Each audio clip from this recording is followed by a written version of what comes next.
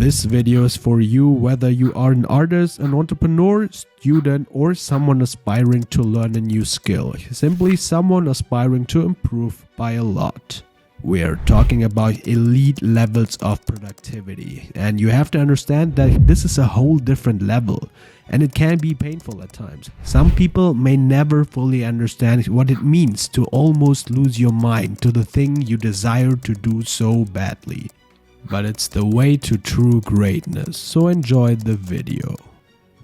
At his peak, rap legend Tupac Shakur wrote and produced up to 3 songs a day, sometimes even more.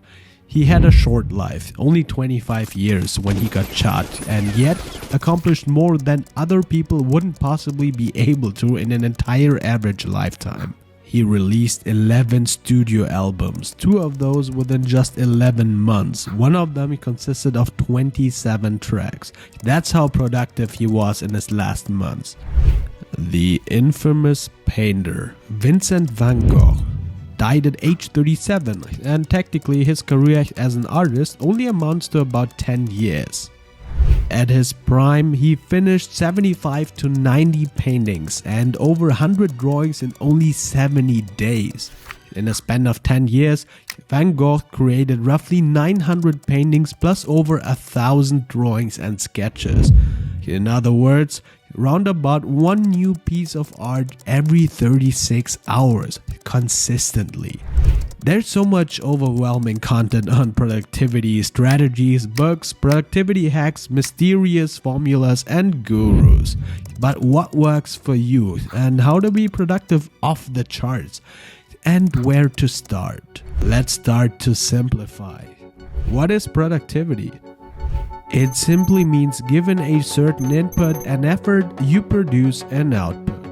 The better the ratio between what you put in and what you create or produce as an output, the more productive you are. That's it, period. And if there is only one thing you need to implement and follow, it's volume. You become more productive by producing more. Set standards on how you want your output to be like and get to it right away.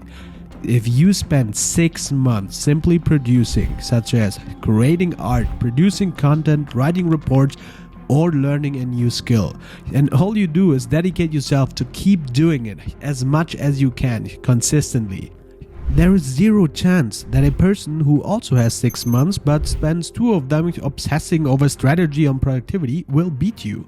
It's just not going to happen. As Bryant said, if you want to be the best, you need to practice and train as much as you can.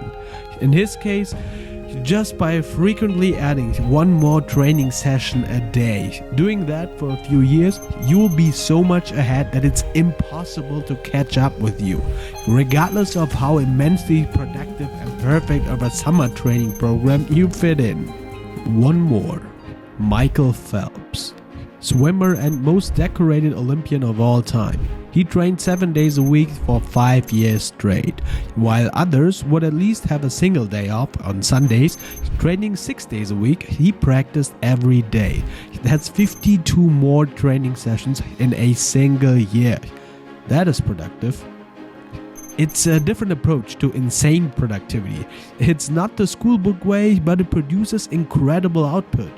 The question is, what else do people like Tupac or Van Gogh have in common?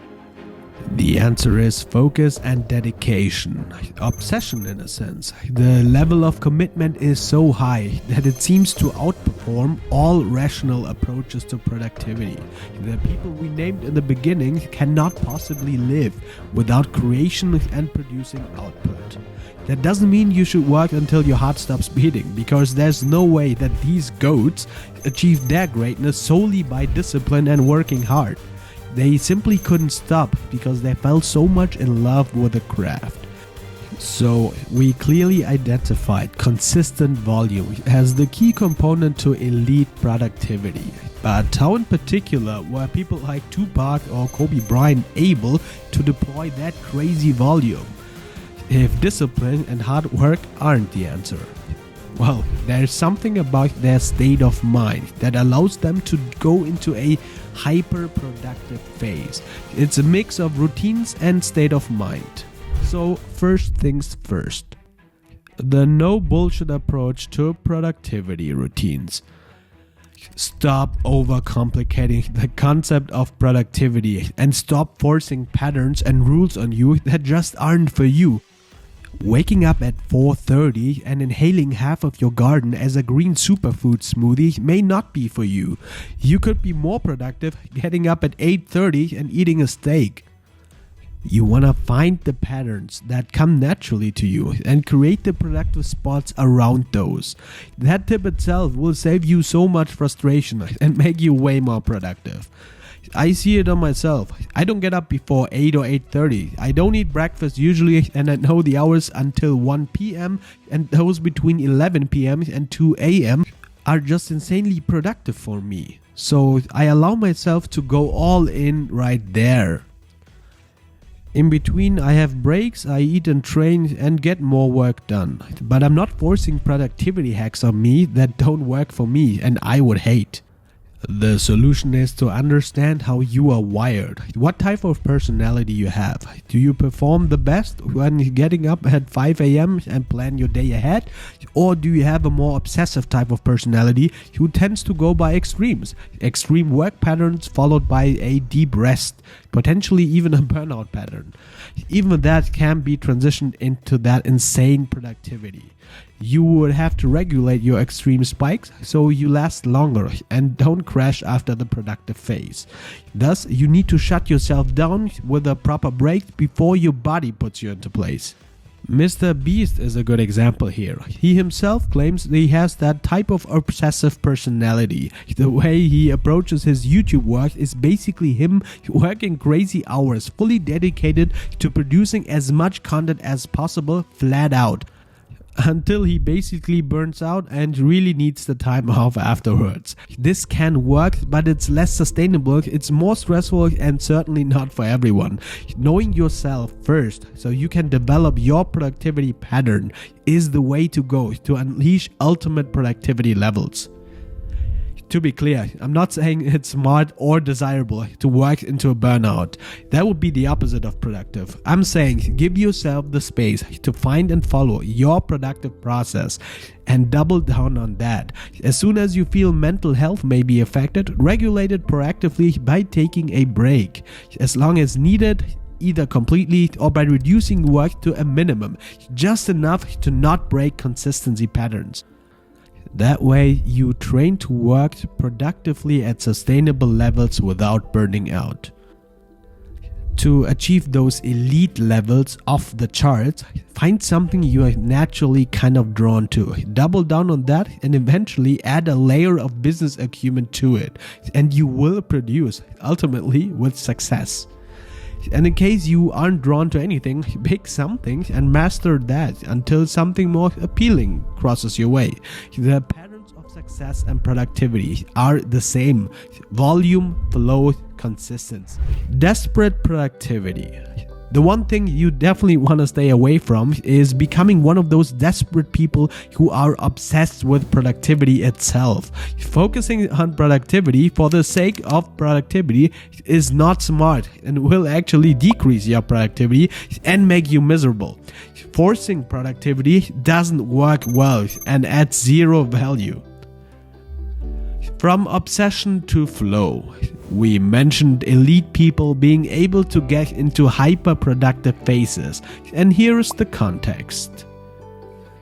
Productivity, as we refer to it on the obsession level, means allowing yourself to let go to a point so your craft can fully take over. You're being absorbed into a flow state, and the laser focus in that serves its purpose of letting go within the process. The perfect unit of the challenge of the task and your ability to overcome the challenge. Now, obsession is a very loaded term and usually doesn't result in ideal mental health. The examples from the intro, talking about people like Van Gogh, their dedication to producing something was painful, and he may not be the best example. But these are extreme levels of performance from people who aren't so common regarding the way they're wired. Yet you can learn a lot from their approach to work. Put systems in place that enable you to follow through with a productive impulse. This can be pen and paper next to your bed. When the ideas hit, it can be 4 a.m. at night, you use it and write down whatever comes to your mind. Feel like your working day flies by and things go remarkably well? Then stay and keep working as long as you feel you have the drive. That's the thing about flow. Take it as it comes and adjust to it. Using the momentum of a creative impulse, even a business, can result in tremendous output. You get to experience a focus that won't let you do or think anything else from the thing you're working on in the very moment. A genius-like obsession. That's exactly what gets someone like MrBeast to create at this remarkable pace.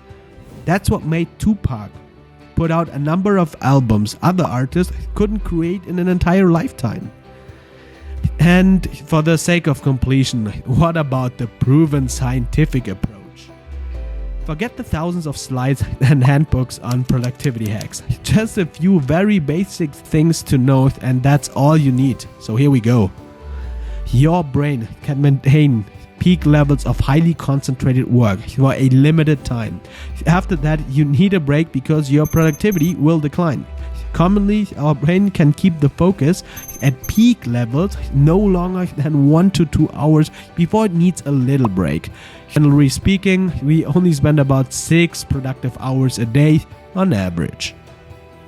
According to research, the productive times can be optimized by taking more frequent breaks throughout the entire day. Prioritize your tasks. Define those with the highest impact and get them done first. That way, if anything interrupts you, you have probably tackled the most critical issues already. And lastly, use your body. Stay well hydrated, eat frequently and light throughout the lunchtime to avoid tiredness early afternoon. Don't forget that your body is the foundation of the entire presence. All in all, dedicate yourself to your craft, whatever it is, no matter what. Don't let greed, poverty, frustration, lack of results, or anything else get in your way. The voices of insecurity and doubt will eventually become so quiet you won't hear them anymore. Thanks for watching the video. Like and subscribe.